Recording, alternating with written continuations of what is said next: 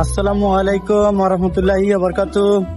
আশা করি সবাই ভালো আছেন। হ্যালো গাইস, আজকে আমি আপনাদের দেখাবো তাসকেন সিটি, উজবেকিস্তান। ওকে, রাতের সৌন্দর্য। তো চলুন শুরু করা যাক।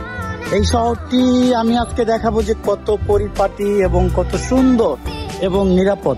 প্রথম বিষয় হচ্ছে যে শহরটি নিরাপদ এবং বাসযোগ্য, পরিবেশ সবকিছু মিলিয়ে বিউটিফুল, মন জুড়ানোর মতো একটি শহর। চলে আসুন উজবেকিস্তানে তাসকেন শহরে। কিভাবে তাসকেন সিটিতে আসতে পারবেন সবকিছু জানার জন্য আমার এই ভিডিওটি সম্পূর্ণ দেখুন। তো যেটা বলতে চাচ্ছি, প্রথমত এই দেশের ভিসা করার জন্য আপনার একটা ছবি লাগবে। ছবিটা অবশ্যই ব্যাকগ্রাউন্ড হোয়াইট এবং ল্যাপ প্রিন্ট ম্যাট পেপার হতে হবে। ছবি অতিরিক্ত রেজুলেশন দেওয়া যাবে না। তারপরে উজবেকিস্তানের ওয়েবসাইট আছে www.uzbekistani ভিসা। ওইখানে যাওয়ার পরে আপনি অ্যাপ্লাই করবেন। তারপরে যাওয়ার পরে প্রথম আসবে যে আপনি হুইচ কান্ট্রি, হ্যাঁ আপনি কান্ট্রি আপনি নিজের দেশটি দিয়ে দিবেন। দিয়ে দেওয়ার পরে তারপরে আসবে কি ধরনের পাসপোর্ট, হ্যাঁ সেটা একটাই অপশন থাকবে, অডিটরি পাসপোর্ট, ওইটা দিয়ে দিবেন। তারপরে থাকবে আপনি বিজনেসে যাবেন, মাল্টিপল করবেন নাকি সিঙ্গেল এন্ট্রি করবেন সেটা চয়েস করবেন। চয়েস করার পরে আপনার বার্থ অফ ডেট, আপনি মেন নাকি ওমেন। তারপরে আসবে পাসপোর্ট ইস্যু, পাসপোর্ট এক্সপায়ার। পরবর্তী ধাপ আসবে আপনি কোথায় কাজ করেন, আপনি পার্মানেন্ট অ্যাড্রেস কি। ধাপে ধাপে আপনি একদম সহজ। দেওয়ার পরে আপনি ছবি চাবে, ছবি দিবেন। তারপরে পাসপোর্ট স্ক্যান কপি দিবেন। দেওয়ার পরে আপনার যেতে হবে গিয়া নেক্সট, হ্যাঁ কন্টিনিউ তো গেলেই। পুরো প্রসেসটি আমরা পরবর্তীতে আপনাদের জানিয়ে দেব ইনশাআল্লাহ। বিউটিফুল, কি বাইরে থেকে কত nice look, right guys.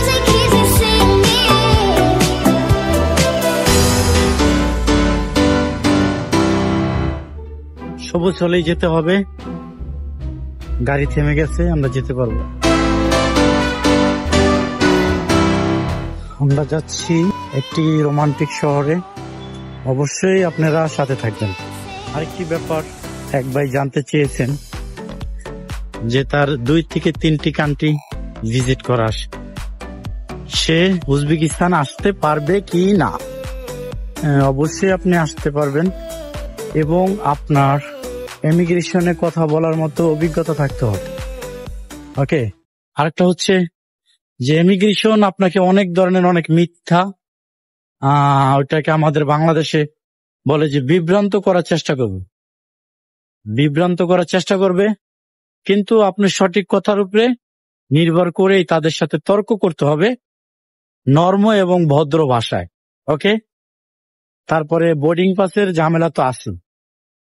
Boarding pass আপনাকে এত সহজে দিয়ে দিবে না, ইজি ভাবে দেওয়ার মতো সিস্টেম নাই।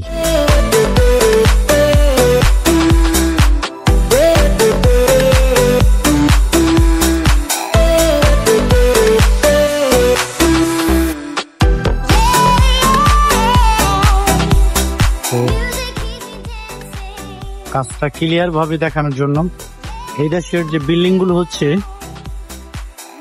আপনার ইউরোপিয়ান স্টাইল এবং এগুলোর দিকে বোঝা যাচ্ছে যে রুচি সম্বন্ধ। দেখেন এত সুন্দর কারুকাজের ডিজাইন করছে। এখানে কিন্তু কোনো শিরিক হবে, কোনো ছবি, কোনো ছাগল কিংবা কোনো মানচিত্র নাই। এখানে জাস্ট যেগুলা ইসলামের পরিপন্থী কোনো জিনিস কিন্তু তারা কারুকাজ করে নাই। এটা আমি বুঝাইতে চাচ্ছি। আমি পুরাটা জানিয়ে দেওয়ার চেষ্টা করব যে কিভাবে নিজে নিজে অ্যাপ্লাই করে উজবেকিস্তানের ভিসা সহজেই করা যায়।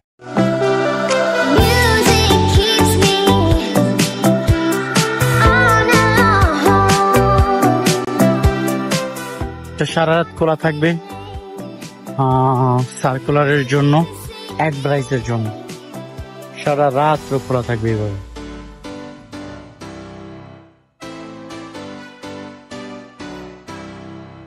এই প্রথম সাউন্ড শুনলাম, একটু হরেন দিল।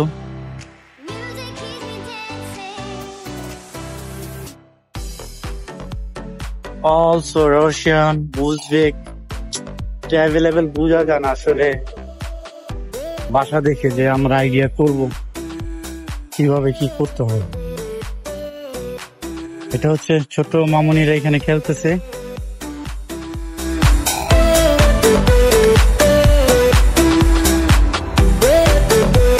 অবশ্যই আমাদের যে নতুন চ্যানেল এটা সাবস্ক্রাইব করবেন এবং পাশে থাকা বেল আইকনটি টিপে দিবেন, কেননা সুন্দর সুন্দর আধুনিক দেশের কিভাবে আপনার চলতে হবে, কিভাবে যাবেন, হ্যাঁ, এগুলো পরবর্তীতে সব আপডেট পেয়ে যাবেন। আপনারা যদি সত্যিকার অর্থে কোনো এজেন্সি, কোনো প্রতিষ্ঠান ছাড়া নিজে নিজে সবকিছু করতে চান, তাহলে অবশ্যই আমার চ্যানেলটিকে ফলো আপ করবেন। আমি চেষ্টা করবো ইনশাল্লাহ আপনাদের সম্পূর্ণ আপডেট দেওয়ার জন্য।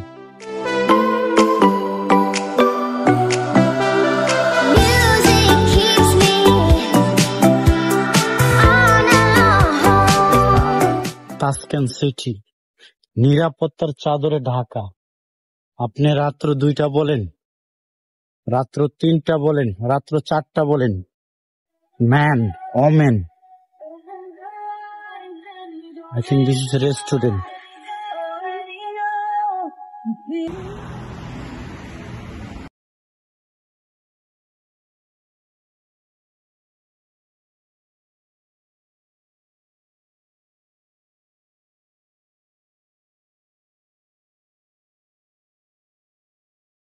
Pyramid Tower, guys.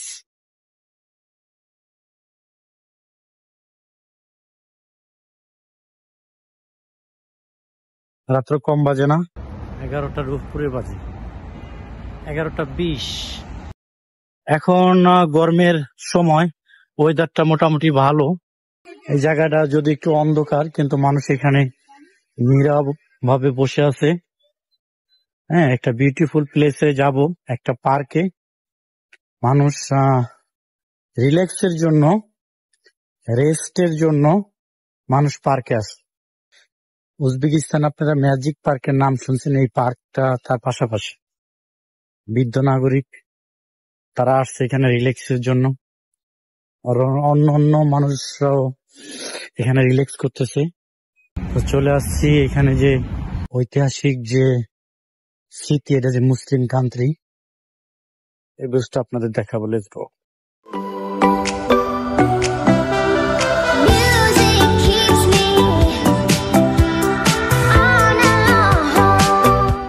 পরে আপনাদের এটা হিস্টোরি দেখে আমি জানিয়ে দিব তার নাম, হ্যাঁ, তার নাম কি, সে স্বাধীনের সময় তার দায়িত্ব কি ছিল। তো অবশ্যই মুসলিম সোলজার ছিল, এটা আমি নিশ্চিত, এটা নিশ্চিত ভাবে বলা যাচ্ছে তার গেট আপ এবং তার পোশাকের কালচার দেখে। হ্যাঁ, কারণ আমাদের প্রিয় নবী মোহাম্মদ সাল্লাল্লাহু আলাইহি সাল্লামের এরকমই, সে যখন খুতবা দিত মসজিদে নববীতে, তখন তার হাতে একটি লাঠি থাকতো। এটা মুসলিমদের ঐতিহ্য। এই পুরো শহরটি তো আজকে ভিডিও করা সম্ভব না, একদিন একটি শহর ভিডিও করব। ওকে গাইস, আজকের জন্য শেষ করে দিব ভিডিও, ক্লান্ত হয়ে গিয়েছি। আবার আপনাদের জন্য সুন্দর নেক্সট কোনো ভিডিও নিয়ে আসবো। গুড বাই, আসসালামু আলাইকুম ওয়া রাহমাতুল্লাহি ওয়া বারাকাতুহু। হ্যাঁ, চ্যানেলটি সাবস্ক্রাইব করে শেয়ার করে আমাদের পাশেই থাকবেন। ধন্যবাদ।